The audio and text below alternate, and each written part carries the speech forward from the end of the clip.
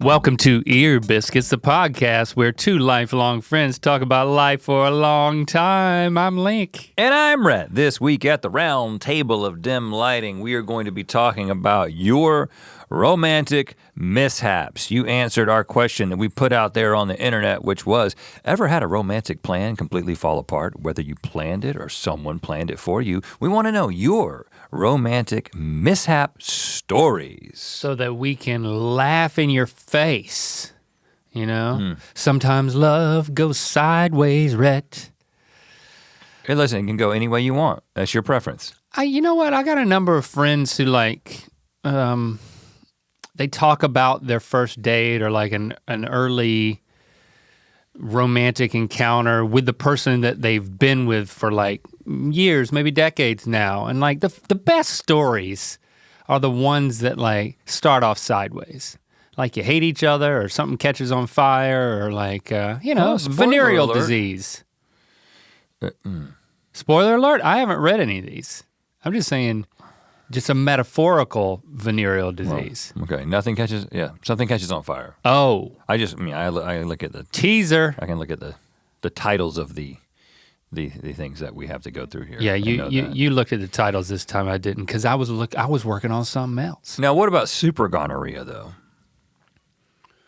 I cannot speak intelligently about this, nor from personal experience. Do you know what I'm talking about? I'm not talking about that year I was a superhero called super gonorrhea. No. I'm talking about drug-resistant gonorrhea. Okay. So obviously drug-resistant bacteria and I guess viruses are something that we were all talking about and all really scared of until COVID happened, and then we got distracted. Our eye, moved to that crisis. But now that we are, hopefully, that crisis is subsiding, now staring us straight in the face is the drug-resistant bugs that we will be facing.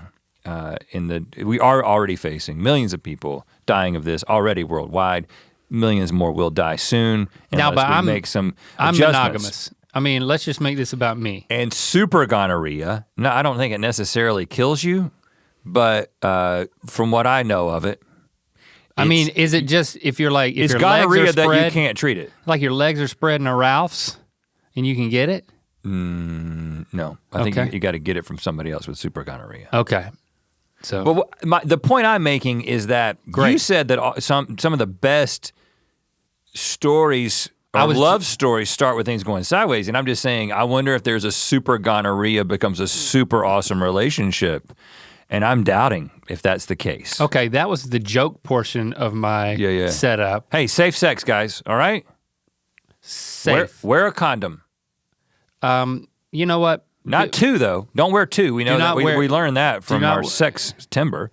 Not sex timber. We learned that from the GMM episode where we talked about questions that kids ask. That's where we learned that. Really? Yeah, when we were singing about sex ed questions. Okay, that's what if you wear two condoms, the friction, the chances of one of the condoms actually rupturing is much increased. Yeah, because the friction, it'll burn it. It'll start a fire. Yeah, that's where the fire. It's like a racing. Okay, so that's a negative thing. Can I throw in a positive thing to kick this thing off? Because I'm riding high. You didn't even think I was going to be here today, man. We're recording at a completely different time than I had planned for and prepared for. But we're still good. We're still good. We're actually I'm so good. I'm so grateful. I'm feeling so great because I am free. I have been released from jury duty. I got the thing. I've been calling in all week. You have to call in at like 7 p.m. at night for the next day. Yeah. Last night, it was a Wednesday night. What's the day? Thursday yeah. And I had made it through Monday, I made it through Tuesday, I made it through Wednesday, and then, oh no, I gotta go in. I gotta be in there at 8 o'clock. And this is the second time this has happened to you. We've both been called or summoned. To be on to be considered for a jury. Yeah. Multiple times. I've called all week. I think 3 times since I've been in LA. And never been summoned. Never been summoned, and you said this is the second twice, time. Yeah. Is it? What you think? It can't be like some alphabetical I'm thing. super summonable, man. Yeah, but they don't know that's anything what they say about you. me. Oh, he is so summonable. Yeah, I mean, is there something about? I mean, I don't know what it is. Is glasses? They think you got better judgment. They don't know. It's my sense of justice. They don't know that you got glasses. It's my sense of justice. I'm known for that. I was ushered into some holding room. I mean, there was like over 100 people in there. The more, the less likely it is for you to be called. They started calling people over the loudspeaker, just listing out names, and then people would just get up and just go off into oblivion, never to be heard of again. See anybody you recognize? Nope. Where's LeBron James in all this? It's kind of what I'm thinking. Nobody escapes it. Nobody escapes it, man. No one's above. It's a civic duty. Their civic duty, man. Yeah, and I'm happy to do it, and I did it, and it didn't take long, but I got scared, man. 15 people go away, 25 people go away, and then they're like, all right, for this next one, it's gonna be a 30-day trial. So when I call your name, you either yell out yes or no based on whether you have a valid excuse. And they give you the excuses that you can choose from. They give the excuses you can choose from. Like, one of them is you've paid for a vacation that is non-refundable. Wow. I'm like, you know what? I'm looking for all types of reasons to like plan another non-refundable vacation. Like, not, when if you plan any sort of vacation, like even if you do like an Airbnb for one night, after you've prepared yourself to pony up whatever you got to pony up, there's always this like, oh, and do you want to add insurance? Like, it's kind of like when you go to rent a car and they're like, oh, do you want to add insurance? And it's like, oh, what should I do? You don't have to add insurance if you got it through your credit card. Yeah, that's what I think. But now I'm like, I'm not adding insurance to a vacation because I could get called in for jury duty, and this is my out. I did not get called for the 30-day. Good gracious.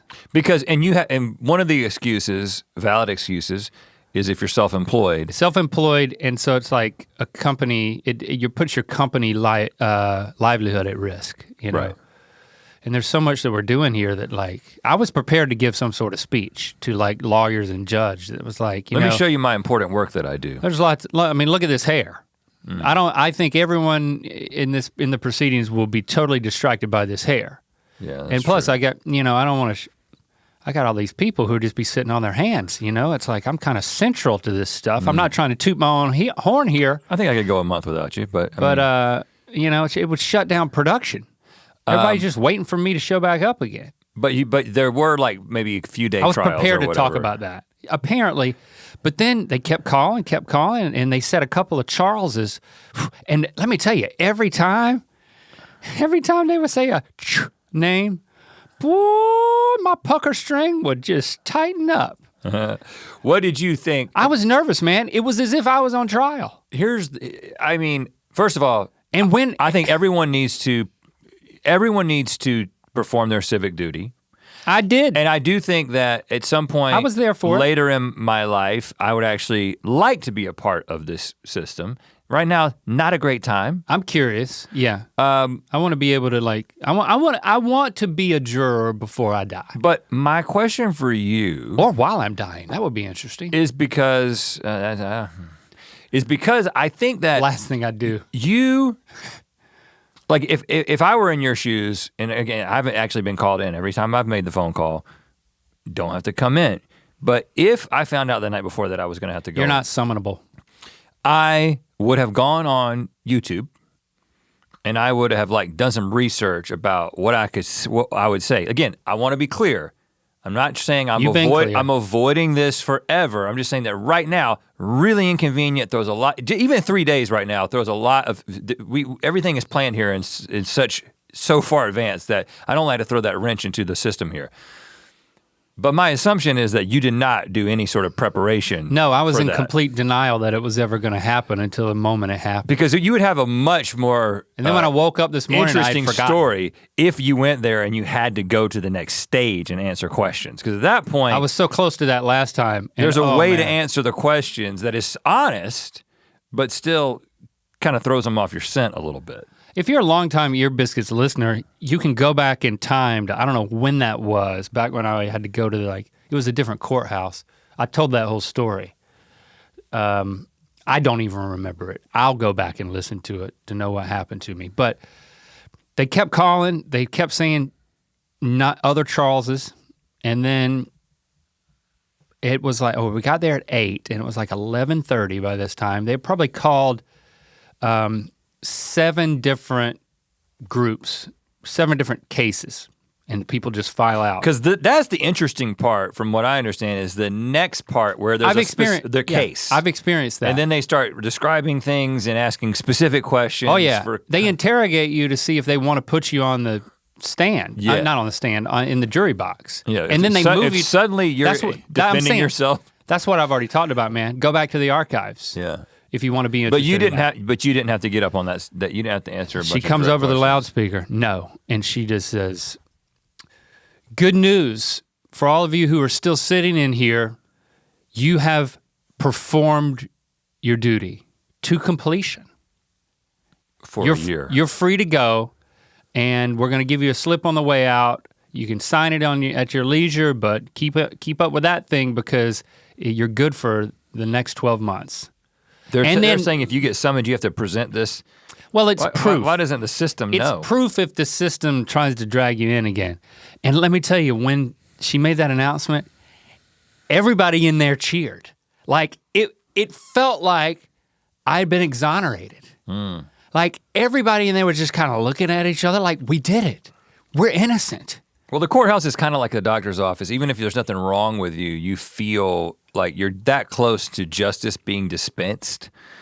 Yeah, it could hit you. It makes come you out feel sideways like, and hit you. I don't know what could go wrong here. It was great to be in like a government facility in like a holding room for hours and then to receive news that every single person in there was elated. Like that was a moment. Everybody needs that every once in a while. Yeah, it just felt so good. Like we just all strutted out of there like we had done something and we hadn't done anything. We hadn't done anything. You've done more than I have. But I was ready. I was ready to give my speech to say why I couldn't perform my civic duty, because my civic duty is employing people. Huh. You know what? Can you take a camera in there? No. Because I'm just saying you can make it content. Yeah, you can't talk about it. We can. I would talk about it in code. You could, video glasses, spy glasses. I believe juror number 7. What if I just had a big shoulder camera? Yeah, he's definitely filming this. This is my emotional support camera. It's not on. Yeah, right. That's funny. Oh man, so there you go. I mean, it's just nice to be out in the world again, you know, the fresh air. Like I was just looking at the sun just like beaming down on me and the beautiful downtown Los Angeles streets.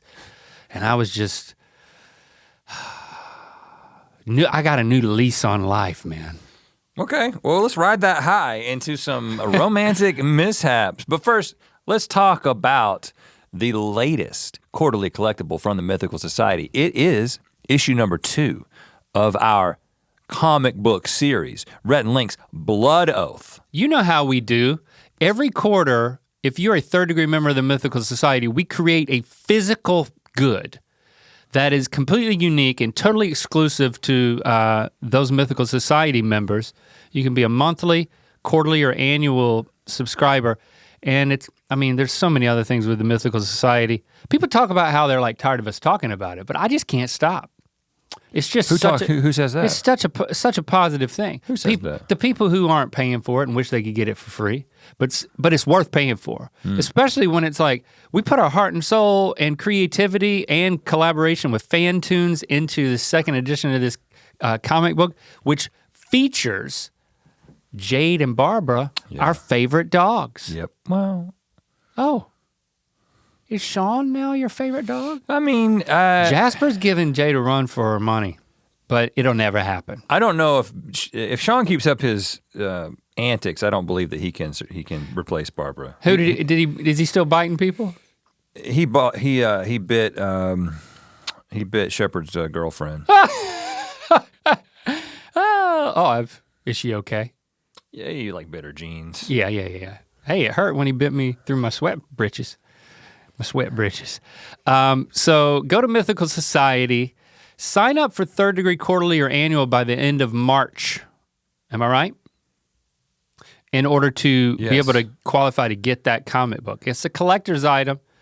You might get reamed on eBay otherwise 10 years down the road. And there's a lot more to offer over there at the Mythical Society. A lot of content, a lot of events, a lot of community that you can only experience at mythicalsociety.com. Ear Biscuits is brought to you by BetterHelp. You know, sometimes when I'm feeling stressed out, want to clear my head a little bit, reset, I like to do some breathing exercises. Those have proven to be very, very helpful. You build your lungs up. Right. Get those muscular lungs. But sometimes I do the breathing, and then on the other side of the breathing, that thing that I was trying to breathe my way through is still there. Yeah. And sometimes you don't know what it is. Right. I mean, sometimes you need a professional to give some input. Yes. I'm talking about a therapist, y'all. When you try everything you can to de-stress and you're still feeling a bit flustered, like Rhett was talking about, therapy can give you even more tools to clear your mind. The breathing is still very, very important, but sometimes there are tangible things that you need to discuss and discover and kind of walk through with a professional that you're just not gonna get to on your own. And therapy can really help with just about anything you're looking to improve with yourself. Sometimes it can just be hard to get started, but BetterHelp makes that easier. Yes, because it's entirely online, convenient, and affordable. You just fill out a questionnaire, they match you with a licensed therapist that meets your needs, and listen, the chances that you want to switch are there. So they've accounted for that. If you ever want to switch therapists, you can at no extra cost. If you want to live a more empowered life, therapy can get you there. Visit betterhelp.com/ear today to get 10% off your first month. That's BetterHelp, HELP.com/ear.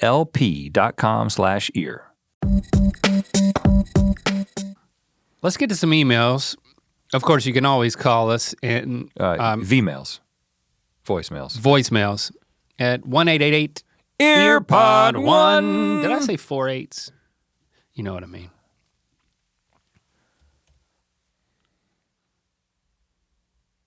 You have to hit the Hello? play. You have to hit the play button. Oh, I gotta hit the play button. Hey, Rhett and Link. My name's Abby, calling about my romantic mishap story. Yeah. I'm going to try to make this short, but this is about 8 or 9 years ago. I had a really big crush on this guy. It was like my crush was bigger than his crush on me. Eventually, after me pining over this guy, he came over to hang out one night. It was the weekend. It was really late. A guy on drugs basically broke into my apartment while we were hanging out. I lived on the second floor of a duplex in this old building, and the locks and stuff, I guess, weren't that great. He basically busted through the door and jumped. He didn't even look at us. We're sitting on the couch. He just busted through the door, ran up the stairs, busted through the door, opened the window to the roof, didn't even look at us, went on the roof and was hanging out on the roof. I called 911 immediately. The guy I was with was completely useless. This kind of diminished that crush on him. Oh. My roommate comes out. She's the nicest person you'll ever meet. And she's trying to coax this guy back into the house. And I'm like, no, I'm calling 911. Get this guy out of here. He's obviously on bath salts. From 10 years ago, when the height of bath salts. She's trying to coax him in with like ice cream. And she's like, come on in, please, like, come in. It's so cold. Like, I'm like, Julie, stop. Like, what are you doing? Anyway, ruined the night. And but now we have a story to tell when the bath salt guy broke into our house. Anyway, he fell off the roof. He did. He landed in a snowbank, The police ended up catching him. It all worked out, whatever. Never saw him again. He didn't hurt us, but it was a pretty intense night. So, love you guys. Thanks for the opportunity to tell you my story. Okay, bye. He fell off the roof into a snowbank. He's okay. So that's why she was trying to coax him in with the ice cream, because she was afraid he was going to jump off the roof, which he did. So bath salts made it out of Florida, I guess, because there's no Apparently. snowbanks in Florida. But the crush was completely useless. Which gives me a great idea. For I'm a with you, service buddy. That we could offer. Yes. I think that there is something to this, creating a situation that becomes an intense yet pointed judge of your potential partner's character and Wherewithal. anything. What is it that you're interested in? Right. We can construct that immersive experience. And we send somebody, they might be on bath salts. And I mean, and I'm using quotations because I'm not, he's acting like he's on bath salts. Right. Because we're doing a service, no And one's actually doing it. But if he needs to jump off that roof, he will He's do a it. stunt man. We have a person for that. Right. We also have, like, if you're gonna go on a date and you want to test the fidelity meter of your potential mate. And maybe this is like, hey, well, maybe we're 3-4 dates in. First you need to tell us what a fidelity meter is. Well, what I'm saying is that, okay, and then we'll be like, okay, we'll work on that. Let's say that you are a man who is dating a woman, and it happens. You are the woman hires us to see if fidelity. the man is I was thinking like audio fidelity. Okay, well, you're a DJ. You can't help it. And so elk hound. The test we would have an attractive woman who would at a certain point in the evening would come in and flirt with the man as a test. And then she would have on the video glasses, just to throw back there, because we have to have evidence. This is the kind of like Cheaters. And then if he does not succumb to her advances, then she's like, well, I'm just gonna go up and jump off the roof and then see what he does. We don't have to have a jumping off the roof. I think they're all gonna jump off the roof. But we will provide the snowbank every time. Yeah, well, that seems like an unnecessary expense. We'll work out the kinks. Our resources are unlimited. I mean, given this is such a far and away the best business idea we've ever had. I think all we've really done test your mate is created a series of hard to watch social experiment YouTube videos, which are the kind of, I just don't like those videos, man. And you know what I'm talking about, the completely fake ones. Fabricationed. Yeah, and I just. It is nice to know. I mean, it's like, this is good data if it's like your crush just completely implodes. If that's something that's attractive to you, then you've learned something. If that's something that's not attractive to you, then you've also learned something. Anything that happens when you're dating somebody is a learning opportunity. That's what I want to impart. Like, dating is, it's just be curious. Everything can teach you something. Well, my wife has never let me live a particular situation down. And that was early in our marriage when we were walking down Franklin Street in Chapel Hill, North Carolina, where we were living at the time. I had to do some time in Chapel Hill. Mm-hmm. There was a man who was acting erratic, and he was on the street, on the sidewalk, and we walked past him, and according to Jesse's account of this story, he was kind of erratic, and it seemed like he was getting potentially aggressive in multiple directions, including while we walked by her direction, and at which point I moved away from him. Behind her. No, it was like what happened was. I remember her saying behind her. No, I didn't. According to, the story has grown over the past 20 years to me, like literally taking her and pushing her at him and running. Yeah, you ever see one of those like a keeper? You see how a keeper just kind of lays out trying to like save the score? What I will say I did, and it was a mistake. It was a mistake, is that I moved away from him. She was closer to him. My assumption was that if she was also threatened I wasn't actually threatened, but I was kind of like, this guy's a little squirrely. I don't know what's going to go on. I'll step away from him. I was kind of expecting her to also step away, but she will never let me live down the fact that I did not step in front of her and like create like a big Rhett barrier. Yeah.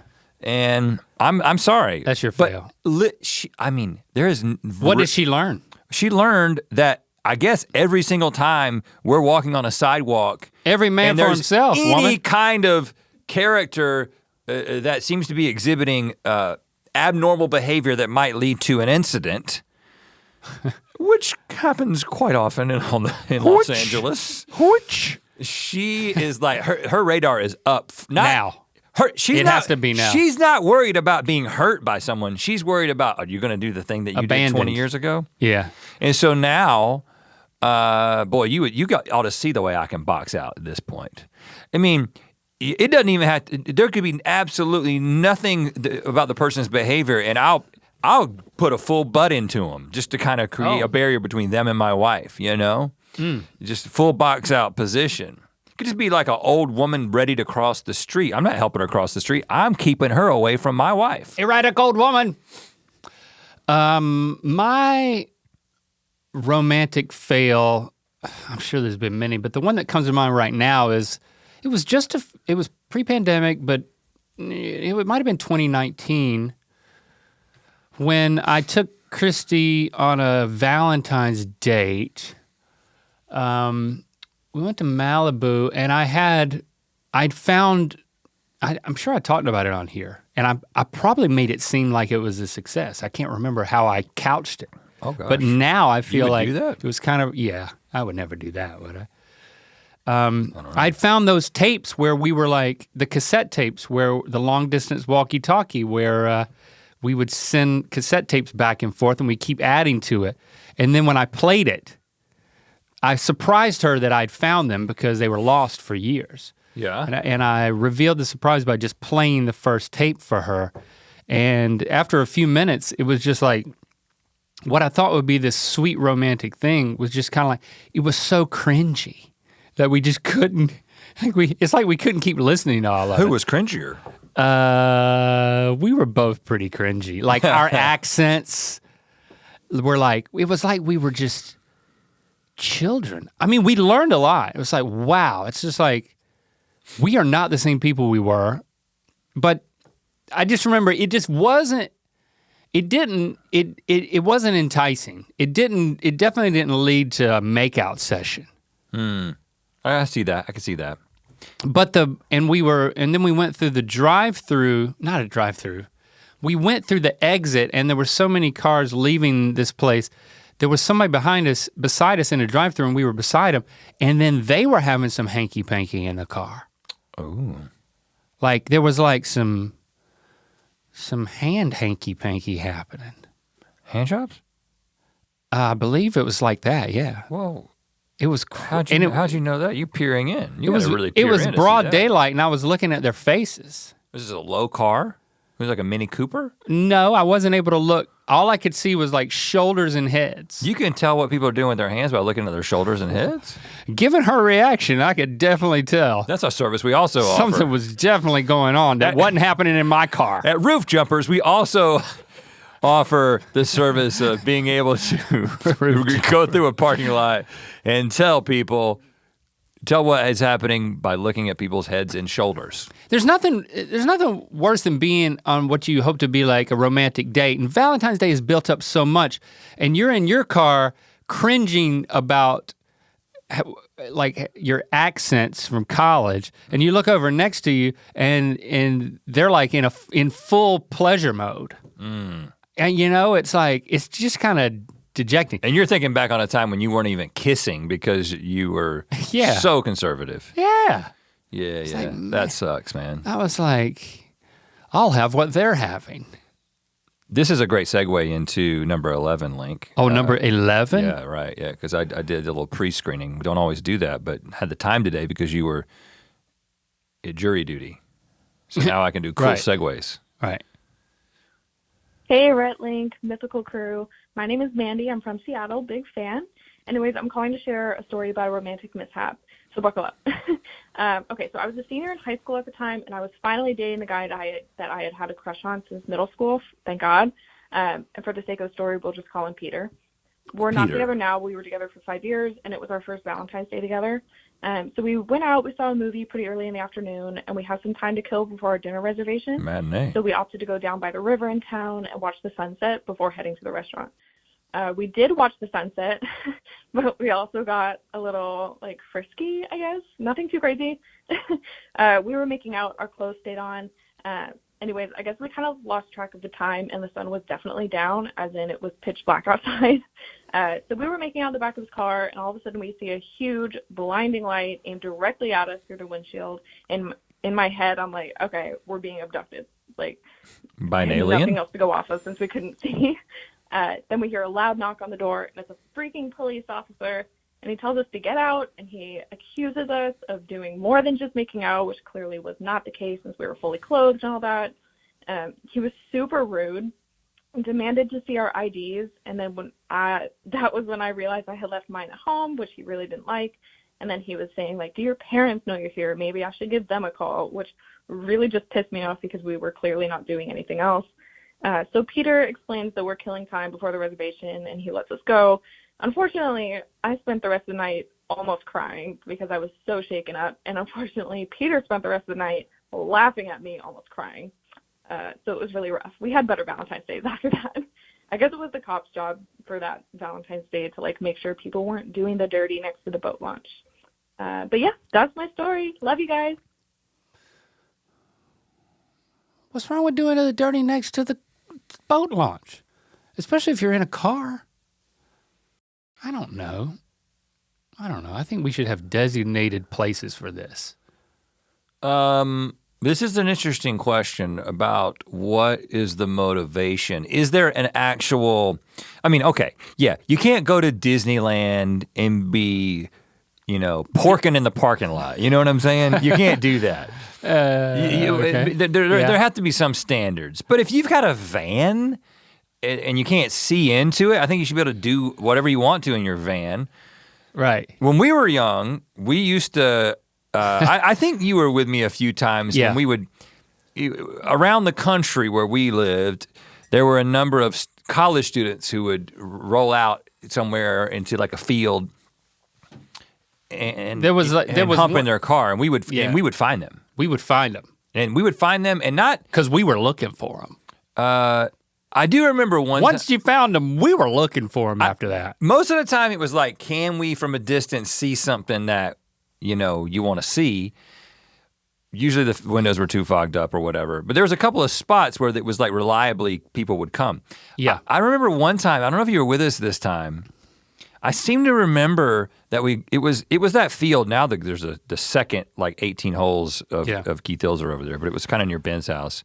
Right. In that little farm pond. Yep. And they were behind the farm pond, and it was in my mind, it was a Pinto. It was like a Pinto wagon. And it was bouncing up and down vigorously. Vigorously. And super fogged, and we just walked right up to it.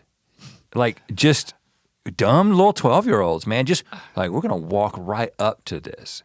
And we walked. Touch it and run away. No, we didn't touch it. Were you there for this? It's I don't know. I know the story and I visualized it, but I think it was because you told it to me and then I just fantasized about it. In such vigorous detail. Yeah. Well, I don't know who was with us. It might have been a neighbor Adam. or two. And then we stand there for 15, 20 seconds, at which point the girl sees us. Now, we couldn't see anything, but at one point, I see this head pop up and look at us in absolute horror. All of a sudden, it's they just go away. I'm sorry. If you went to Campbell University in approximately between 1988 and 1992, and you were engaging, and first of all, it was illegal at the time, and maybe still, illegal to have someone of the opposite sex in your room. If you were caught at Campbell University in the 80s or 90s with a girl in your room, you were a guy, you would be kicked out of school. We had a guy that was on the basketball team that got expelled because he had a girl in his room. Wow. So if you wanted to do the dirty, you had to get into a car and go to the farm pond. Right. And I'm sorry that I took what may have been a beautiful experience and I ruined it. And whatever I can do to make up for it, just contact us at 1-888-EARPOD1. Please do that. If you want to reach out to people who went to Campbell between 88 and 92 and got interrupted by a couple of 12-year-olds while having sex. But back to this story, Peter, as she called him, I mean, totally got cop blocked. Yeah, he got cop blocked. Yeah, had to go back to that. Yeah. All right, what are we clicking on now? Another VM.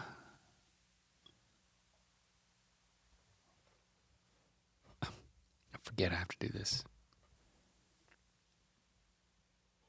Hey, Rhett and Link. My name is Ben from Harrisburg, Pennsylvania. Long-time watcher, first-time voicemailer. Hey! So I'm replying to the tweet, We know. A romantic plan completely falling apart. Yep. This one time I invited this girl over and I was attempting to make spaghetti for her, like super simple. Is that a spaghetti, euphemism? Right? You can't possibly mess that up. But long story short, I ended up my stove ended up catching on fire, and so I had to grab the fire extinguisher and I had to put it out, and then the rest of the night, me and her were we were cleaning up the debris from the fire extinguisher. Oh, it can be a lot. That was fun. It was a nice bonding experience. And to answer inquiring minds, no, we're not together anymore. All right, for the best. All right, so have a great day, guys. Love y'all. Yeah. So, yeah, love you. Yeah. So if we're using this to gather data to then bring into roof jumpers, which first of all, I don't like that name. We got to change that name. There is there's a snow thing there every time, but let's change the name. Yeah. It's because no one gets hurt. No one gets hurt. But if we're gathering data, this would lead me to believe that a fire isn't necessarily a good thing to do on a first date because they didn't end up staying together. And you know what? They cleaned together. That was an opportunity. Yeah, this is really a great story for a couple that needs to stay together. To the point where he had to tell us that they didn't. You know, it's like, maybe, I don't know. I don't want to, it could have gone another way, you know? Could have gone the other way. I do think that when you're on a date, the earlier in the relationship, the better, and something goes horribly wrong, it's like, you got to recognize the opportunity. There's data to be gathered, and there's a story to be had, and it's, you're gonna face adversity. You might as well go ahead and see how your love interest responds. It can also, but don't unleash a fire extinguisher. I mean, it just stuff, man. Just put a lid on it or something. The one with the powder. Now, if you got the CO2 one, you're okay. Which I don't even know where you get those. But the ones if you just go to like Home Depot and get a fire extinguisher, it's gonna be the one that's a particulate. And boy, that stuff is. You probably heard us talk about this many times. Before you play the next one, I'm not going. I do want to talk about. Sometimes a traumatic experience can, I want to use the term artificially accelerate a relationship. Yeah. But sometimes that's good. Case in point, when Jesse and I were dating, and we hadn't been dating for long, we had like a slow build in our relationship. Yeah. Where we were friends. As I was waiting for her to get to college. Yeah. And she had to not be a child anymore. Yeah. Okay, that's not cool, man. It's a different time. And also, I was waiting for her to be in college before we dated, and I did, okay? You did. I didn't start dating her when she was 18. I waited until she was in college and almost 19. But the relationship moved pretty quickly. And her grandmother died. And I remember two sort of visceral, the visceral experience was actually going into the hospital room, and I maybe one time had met her grandmother. You went in the hospital room? Yes. This was a date? Well, it wasn't a date. We were dating. But why don't you just let her go in? You didn't even know this woman.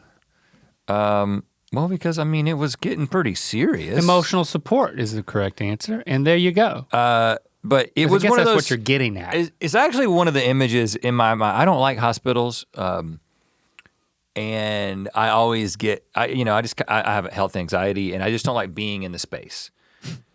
But I haven't seen a lot of like heavy stuff that takes place at hospitals in my life. I have. But one of the heavier things was going in there and basically seeing her grandmother in the final stages of life.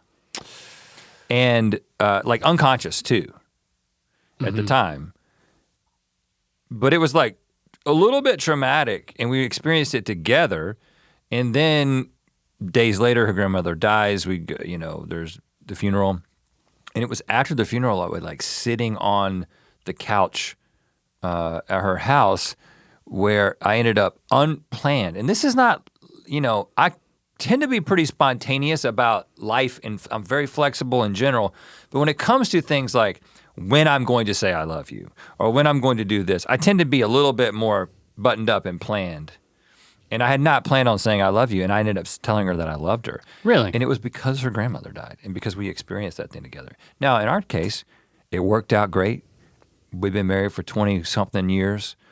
But you gotta be careful when you experience something a little bit traumatic, because it might artificially accelerate things. It's just not about gathering data. You gotta know that there's potential for things for the accelerator to be hit pretty hard.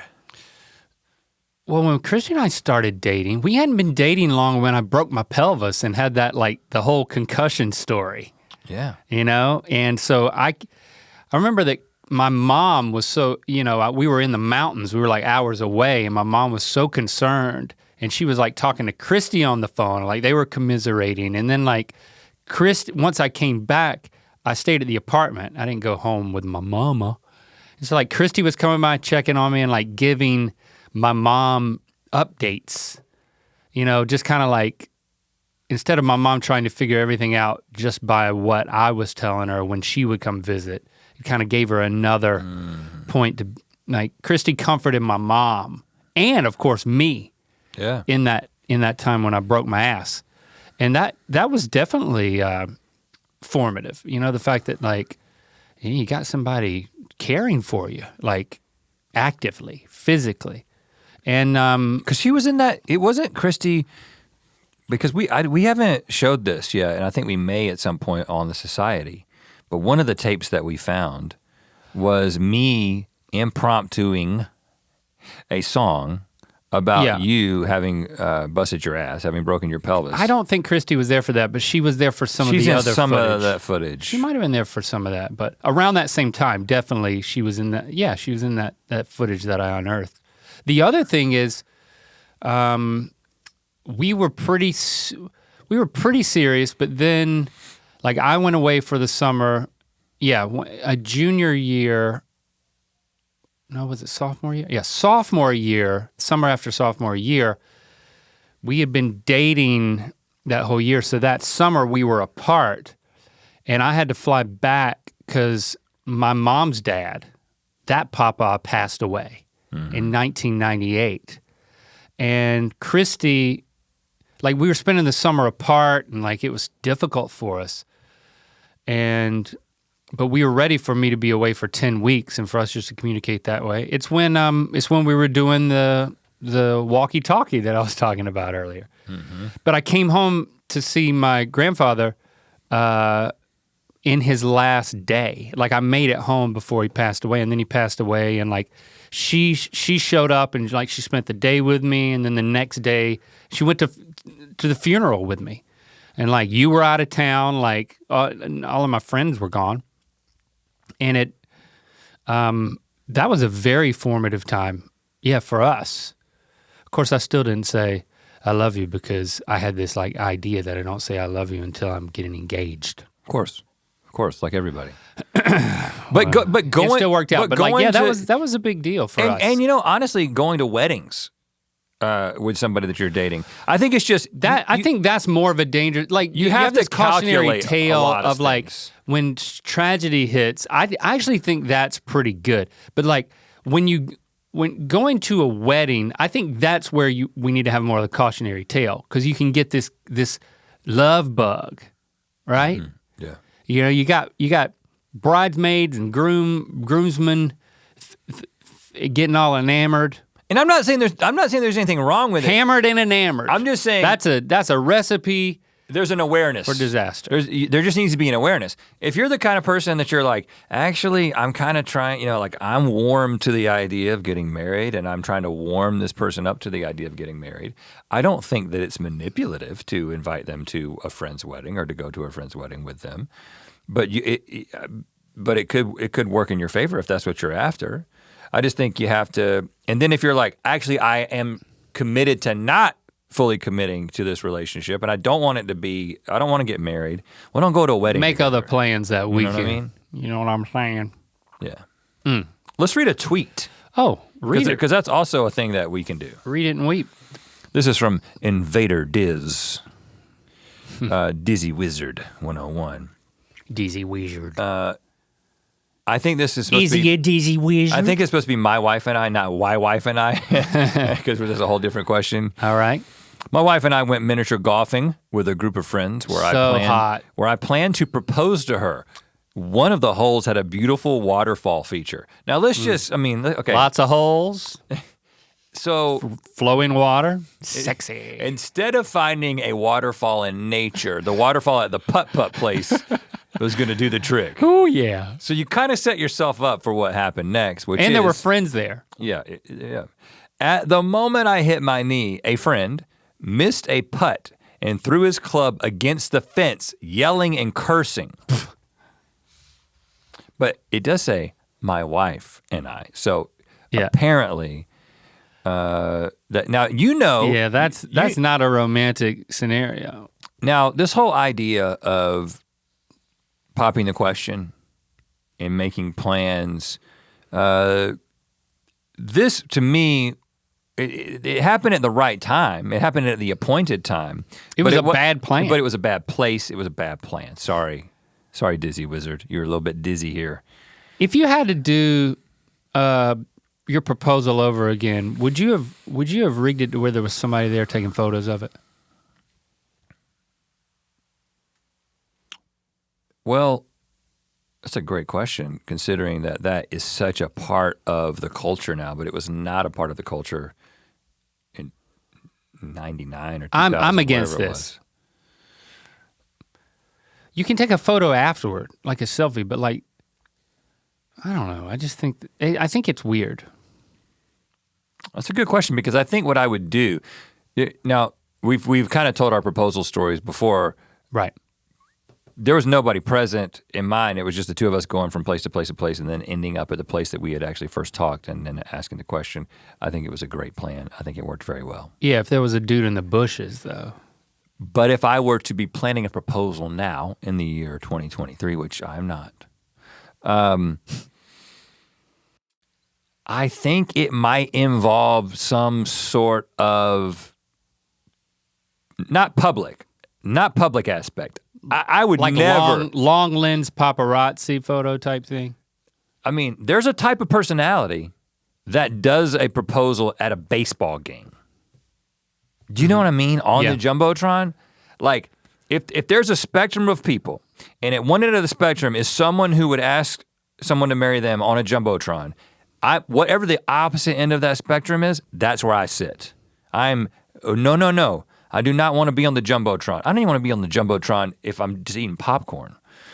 But I don't want to be on the Jumbotron. Yeah, I hate being on the Jumbotron. That's why I don't like sports. But I think it's never different a flattering angle to document. First of all, I mean, your proposal story is well known in that it was completely spontaneous, ill-advised. Sans ring, no ring. You know what? Because I was planning to get the ring and then pop the question, and it was going to be a complete surprise to everyone except her parents. And I never actually made plans. Like I can't tell you. Like I'm glad I didn't. I mean, if I had, that probably I would have held off. You know, be like, oh, I got this thing all planned out. I didn't even get to that point. I was like, I'll get the ring in a week or two, and at the same time, I'll also come up with a plan. I don't know what my plan would have been. Like, if I think about it now, put myself in that situation, which I've never done. So I don't know what my plan would be. You never had a plan. No, that's what I just told you, man. There never was any forethought. It was like, I'll get the ring and then figure it out. Or I'll figure it out while I'm getting the ring. But then I was like, you know what? Let's just go for it. I mean, it was an overflow of emotion. It wasn't rational. What would I have done? I don't know. I don't know what could I have proposed? It would have been awesome. What did we like to do back then? I think we might, I don't know, maybe we would have gone to the beach. Maybe we would have watched the sun come up. You know? I have no clue. I think it would have been one of those things. I mean, you did some creative things with like the Post-it notes, etc., and all that stuff. I had my moments. But I had my moments. It's interesting that in that scenario of, the groundwork that you had laid, the proposal didn't have the same sort of structure to it. Yeah, and you weren't even planning on it because it happened very quickly. I decided that I was going to propose, and then it was probably 3 days later that I actually did. It worked out, and Yes, it did, Rhett. Thank you. And also, if somebody were to say like, "I'm not going to marry you because of the way that you asked me to marry you," that's not somebody you want to be with. Right. But this is actually a good segue to this tweet right here. Oh. From Pants Damn Tasnik. I like that. I got stuck in traffic en route to the Biltmore estate. All right. Largest private residence in the United States. I love it. Where I was going to, and by the way, I think I've said this before, I'll say it again, no one has ever contacted us. I am interested in jumping off the roof of the Biltmore estate into a snow dune. And getting access to the parts of the Biltmore estate that not everybody gets access to, okay? I'm also interested in that. I love the Biltmore estate. I've been there several times. I love it too. I love to find, and I know that there's a whole lot of that estate y'all are keeping from the public. Yeah, we want to get in there. That's the part that I want to see. I've been in there enough times in a big old line. I want to go to the secret parts, okay? I'll make it worth your time. His foot rubs are amazing. So Biltmore Estate people, I like to retract that statement. We're North Carolina native sons, man. I mean, I was born in Georgia, but I grew up in North Carolina. You were born there. He's born in Boone Trail. You know what I'm saying? Come on. I was born in Durham. Oh, my mom worked in Boone Trail. Wikipedia says you were born in Boone Trail. I was not born in Boone Trail. I think you were born at the Boone Trail Hospital. No, I wasn't. My mom worked at the Boone Trail Hospital, but then I was born in Durham. Wow. Well, hold on. This is a problem, Link. But yeah, I guess I grew up, my first home was in Boone Trail. Well, right now it says that you were born in Lillington, North Carolina. It used to say Boone Trail. You need to get the wiki updated. Well, I mean, the hospital was in Durham, but like I was raised. My first home was outside of Lillington. In Boone Trail? In Boone Trail. Okay. This guy was raised in Boone Trail. I would actually call it Raven Rock. So I think it's more Lillington. Okay, I hope that was worth it. Let's hear another voicemail. I haven't finished I got stuck on Biltmore Estate because I really want to go to the back parts. Yep, let's just go to another one. No, Pants Damn Tastic was stuck en route to the Biltmore Estate where I was going to propose in the gardens. Oh, they're beautiful. So we ended up pulling over and I proposed in the parking lot behind Burial Brewing in Asheville, beside a sign that indicated you cannot let your dog poop here. Still, she married me. Get her done. So that's where that phrase comes from. You can relate to this. but I'm not going to. I don't want to associate myself with this guy. I'm skipping this one, man. I don't, you know, there it is. You read it all the way.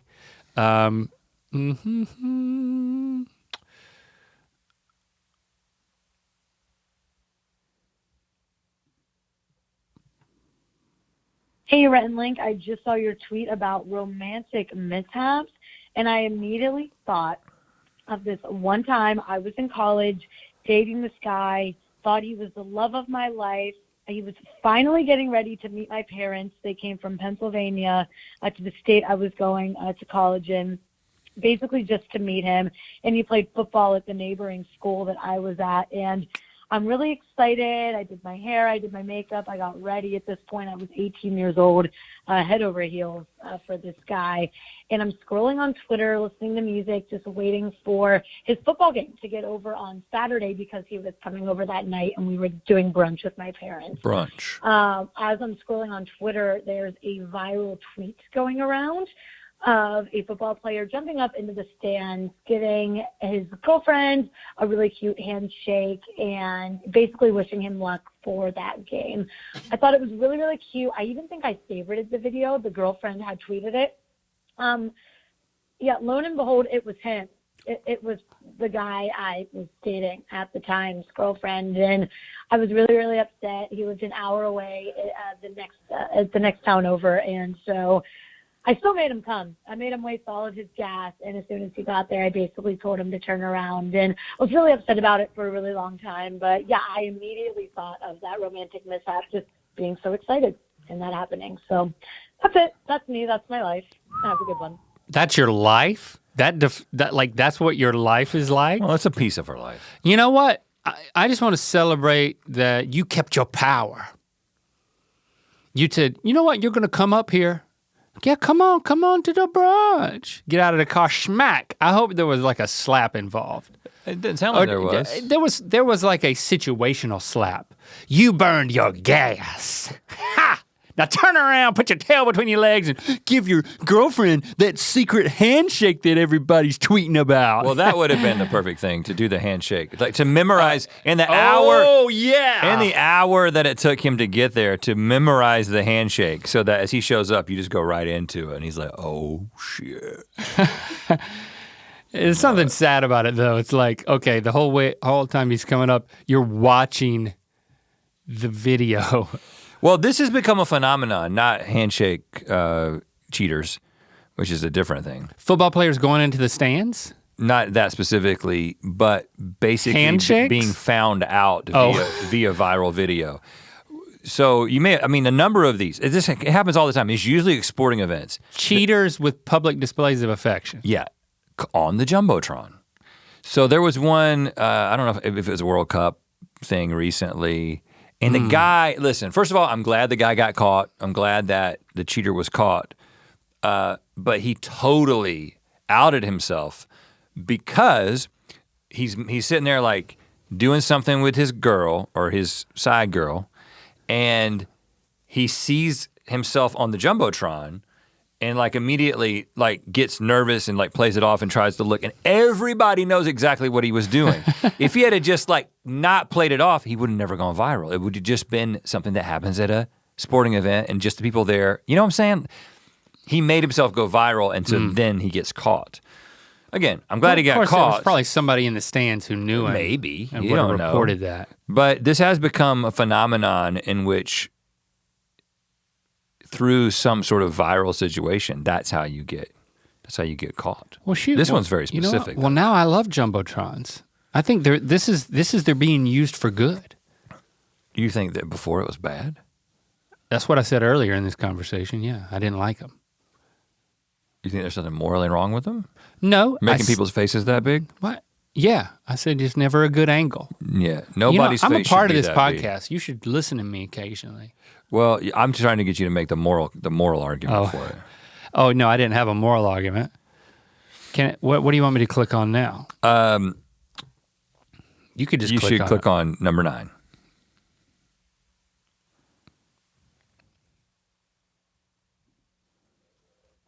Hi, Rhett and Link. My name is Hannah, and I am responding to your tweet about a bad relationship, meetup, situation, romantic plan thing. So it was my junior year of high school, and I was going to prom, and my boyfriend at the time had told me that he wanted to surprise me with the place we were going to for prom dinner. Okay. And I was a little nervous because he had specifically told me that he wanted to take his ex to this same place, which probably should have been my first red flag, and that she really did not want to go. But he followed that story up with, oh, babe, like this place means so much to me. It's my favorite place. Like it's so romantic. I want it to be a surprise. You're going to be blown away. You're going to love it. And so I was like, oh my gosh, this guy is so sweet. He's like just really thinking this through. And so I didn't ask. I, was just let him plan it. He hyped this up for months. This man hyped this up. And so prom night rolls around, and I'm putting on the fanciest dress I've ever freaking worn, and all my jewelry and my makeup's done and everything. And he picks me up, and he's like, oh, you're so gorgeous. We take all these pictures, and I'm so excited. We're driving to this restaurant. And he's like, I just can't wait for you to get here. It's so romantic. And he pulls into the parking lot of Longhorn Steakhouse. And not just does he pull into the parking lot of Longhorn Steakhouse, but the man couldn't have even bothered to make a reservation for Longhorn Steakhouse. So then we sat in the lobby of that restaurant and were just stared at by all these families. He's in a full tux. This full ball gown, and this man is in a t-shirt with paint all over it and ripped jeans. And so yeah, don't always trust your date to plan your prom dinner, I guess. Is the lesson there. The good old Longhorn letdown. I'm assuming that the relationship didn't continue. Did she say that? No, it ended at that moment. What do you think was going on here? Really, It's just forensically. Taste and standards and just the inability to plan or building it up all this time, but just not thinking, just the guy a dummy. I think he's just probably stupid. Just a dummy. It's just to build it up yet not make reservations is just kind of short-sighted. I remember a time in which to choose Longhorn, it's just a matter of taste. I remember when, as we talked about, Chili's, Outback, these are some fantastical places. Exactly. Outback, which I think is a little fancier than Longhorn. I don't know what I took Jesse to Outback on our first official date, and I thought, not that it was, I don't know if I used the term fancy, but I thought that it was much more expensive. It was pricey enough than anything that I had bought for her, because it was. Remember that Valentine's tell her Day to dress up. where there was that place in Durham that had a weird name that was really fancy. Parazad. And you went there for Valentine's Day, and you look over, and here me and Christy are walking into Parazad. We both made reservations. The tables were right next to each other. Well, neither one of us knew that we were going to the same place for our Valentine's dates, and we had both planned it. The same person had told us we should do it. And that was a good place. I think that was a good Valentine's Day But we place. didn't join up tables, or did we? We didn't. No. We talked a little bit, but it wasn't about us. No. But it made it a little weird. It was well, whose idea was this? Hey man, great minds think alike. And we both had this idea that Parazad was a really nice place for some reason. And it was, I don't know. I wonder if that place is still open. Is it?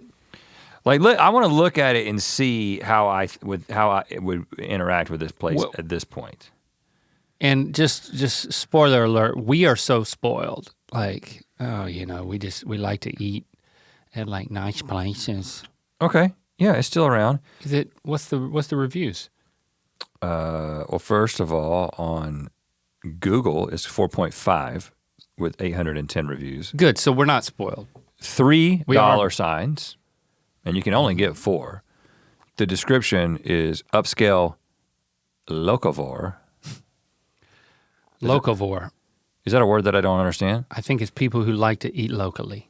Upscale locavore Mediterranean fare prepared in an open kitchen and served in an elegant dining room. Yeah, see, listen, even back then, man. We had to drive all the way to Durham to go to a place like that back in the day, though. Let's look what they have on the menu and how much it costs. Okay. Because I just want to make the point that We're at time, but this seems like something to really dig into. well, no, I'm saying that like at that time, I had a very tight budget. My grocery budget for the month was either $200 or $250 for all groceries. Yeah, we were both married. We were like newlyweds-ish. Yeah, $200. Definitely, we tried to do $200. Well, I think you guys need to work on your website. Did it just fail? Currently, the server is down. ParazodDurham.com. Oh, It's a good restaurant though. Still sorry got to good get your reviews. hopes up. But that was a fancy place. But it was the limit of fancy for us, and so I think we just both sort of naturally convened there. So what have we learned today? Talk about learning stuff. I don't know. I kind of feel like you're the one who should have learned something. I learned that you don't like the angles of faces on jumbotrons because I listen to every word that you say. But I learned that you don't think that I listen to you and offend you. Oh, there you go. All right. What did you learn today? Let us know using hashtag earbiscuits or call us 1-888-EARPOD1. You got a rec for us? I do. Parazod. No. Durham, North Carolina, My rec is a book, where I was born. and the book is called Solito. Is this fact or fiction? It is a memoir of Javier Zamora, who traveled from El Salvador to the United States Okay. to be united with his parents. And it's just a really, I mean, first of all, I think it may have won the Pulitzer Prize or was nominated. It's a great book, like really, really well written and captivating story. So he traveled, he was a kid at the time? So Yes, and just basically like the process, like I think it gives, even though this was written 20 years ago, the situation hasn't changed that much, but just learning about the story of people coming across the southern border and like what their lives are like, why they're doing that, what it's like for them, what that experience can be like. I knew bits and pieces about how some of this, works, but to hear a personal account told in a very compelling way was very eye-opening for me. Solito, a memoir by Javier Zamora. Are you recommending the Audible version as well? I did not listen to it. I actually read it, which is which is unusual for me at this point in my life. I actually read the book. I'm sure that the Audible version is great, but I recommend also just actually reading it. Yeah, especially if you have jury duty. A lot of people showing up with actual physical What were you books. doing to kill the time? I had my AirPods and I made some doctor's appointments for myself. Okay. And I listened to some music. Some high fidelity music? Yeah, I did. I listened to some music, yeah. And I listened to some TikToks. We'll see you next week. Hi, this is Aubrey. I am driving home through Mebane, North Carolina, all the way through the Research Triangle, all that stuff, stuck in some bumper-to-bumper traffic, and there's an old white Pontiac in front of me, and the license plate is a vanity license plate, and it says Merle Hag, M-E-R-L space H-A-G, and who knows, maybe it's Merle Haggard. Anyways, love y'all. Thanks so much. Bye.